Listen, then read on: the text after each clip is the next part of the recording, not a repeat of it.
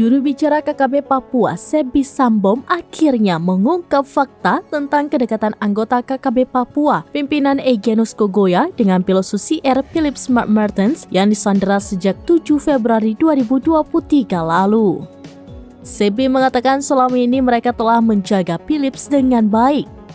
Mereka melakukan itu karena tidak lagi menganggap pilot Susi Air tersebut sebagai musuh, melainkan teman. Lanjut Sebi, ancaman yang dilakukan anggota KKB Papua sebelumnya merupakan bentuk keseriusan mereka dalam menjalin perundingan dengan pemerintah Indonesia dan Selandia Baru. Terhadap sikap KKB Papua tersebut, Lembaga Pemantau Hak Asasi Manusia Amnesty International Indonesia menilai bahwa itu merupakan hal positif dalam upaya pembebasan pilot. Hal ini disampaikan Direktur Amnesty International Indonesia, Usman Hamid, dalam pernyataannya pada Rabu 5 Juli 2023. Usman mengatakan pemerintah perlu membuka diri untuk melakukan dialog inklusif. Dialog tersebut tidak hanya dengan pihak asal Papua yang pro pemerintah, tetapi juga pihak yang menyuarakan aspirasi kemerdekaan Papua.